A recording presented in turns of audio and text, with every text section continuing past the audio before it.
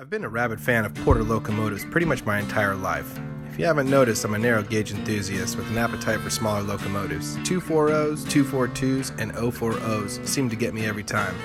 So it wasn't out of my wheelhouse to venture around the live steam railroad community and ask various folks if they had any leads on an 040 Porter. A rail buddy of mine with a Meg locomotive sent me to an amazing fella who was looking to thin out the herd and pass on his 040 Cornet to a new home. I contacted my new lead, and sure enough, he was kind enough to accept my offer. The locomotive I picked up is an 040 oil-fired saddle tank Cornet Porter locomotive. She was the run of the pack and is by far one of the smallest Porters built. This right here begins the journey of Butter Pig Part 1, an Inland Empire story.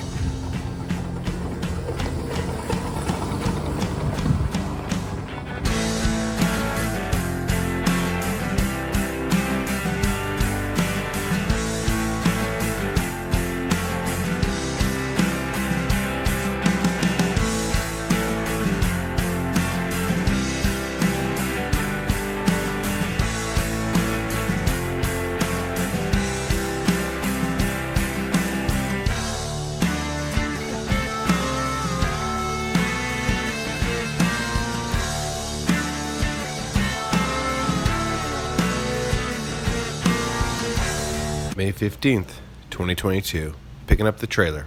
The locomotive's current location was roughly 3 hours south of me. I decided to rent a trailer because there was a few other goodies that came with her. She was built in the 80s by a fella named Ken Rowe and had little running time on her. Now, it's not recommended to buy a locomotive sight unseen. I knew just by looking at her, and with a little TLC, along with the hydro test, she'd more than likely fire up. The owner also supplied me with a lot of great photos, and was also gracious enough to give me the original builder's number. Here's what the original builder had to say about his amazing accomplishments 30 years prior.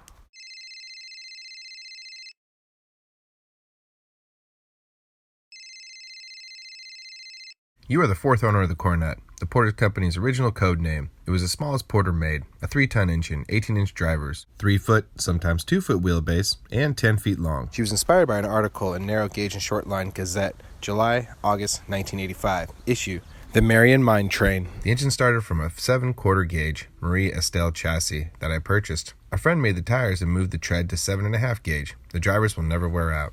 If I remember, the valve gear eccentrics are greased from the center place Zerk fitting on the axle. I hate oiling around. Unfortunately, I can't find too many photos from 20-30 years ago. I've built 16 locomotives, 6 steamers, the rest battery powered since my boiler welder retired. Call me if you have any questions. Regards. From there, grabbed my buddy, borrowed my neighbor's truck, and took off.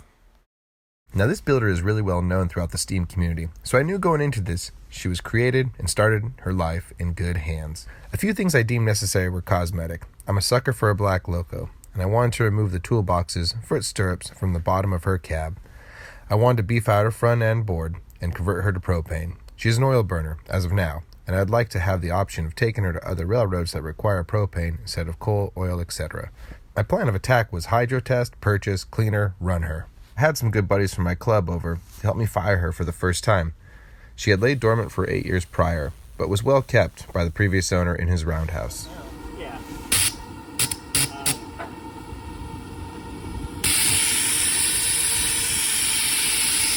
As soon as we blew out some of the dust, and with a little bit of love, she slowly came to life. This was my first time ever running an oil burner, and I want to thank the guys again for all their help.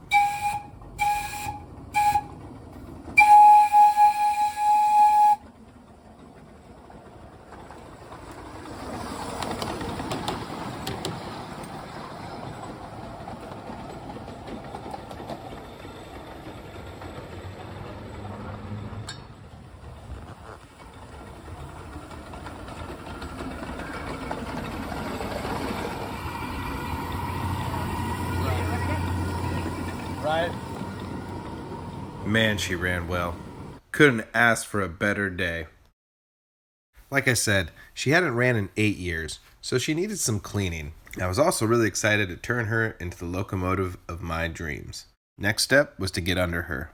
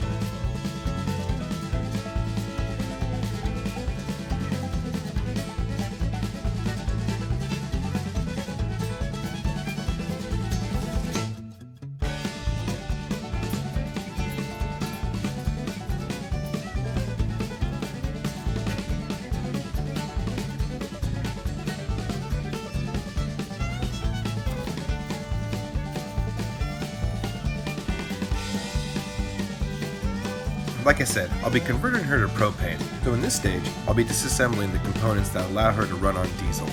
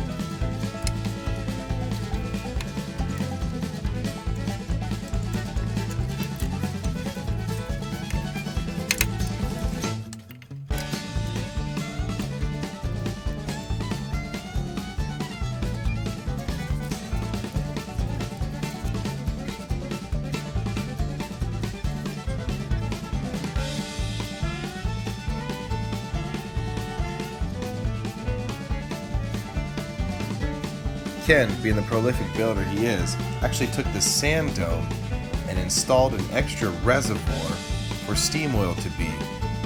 That steam oil slowly trickles into the cylinder lubricator into the cylinders.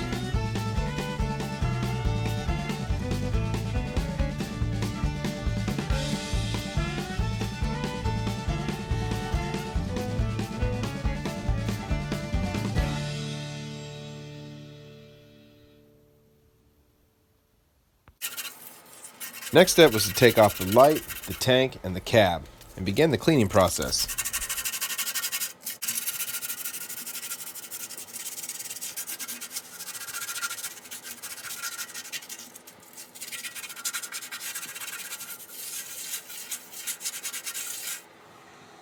She started her life as the Inland Empire, and I don't ever want to lose that. And although she's now part of the Livy B. Railroad and grandfathered in the name Butterpig, she's still the Inland Empire at heart, and will be respectfully remembered and honored her origins through this documentary. Now, where did the name Butterpig come from? Well, it was more or less kind of a joke. When I got her, she's really greasy underneath, as a locomotive should be. When I kept looking at her, she just looked like a little pig to me. So throughout the day of her arrival, I kept saying, "Look at that little pig. I love this little pig. She's a greasy little pig." Then my neighbor came over, we'll call him D, and it went something like this. "D, she's a buttery little thing. This little pig, it's like a little butter pig. Butter pig." He got a chuckle out of it. I got a chuckle out of it. It stuck. My family also has a habit of calling each other piggies. "Hey, piggy, come over here and give me a hand with this." There's a little bit of history there. So, the Livy B. Railroad's prize pig, no pun intended, is Butterpig. Here I'm taping off the windows. Excuse the pajamas, excuse the Crocs. I'm going to paint the borders a little more natural wood style color. I was thinking about redoing them, but they're really well made. So I think I'm just going to use paint to give it a natural wood color. I also think a natural wood finish will go good with the black. When I think porter, I think of natural wood when it comes to window frames and footboards. To each their own, right? Having fun. And that's what it's about. After disassembling the light, tank, and cab, I took the parts down for powder coating. I also began the process of removing the toolboxes under the cab. First cut made.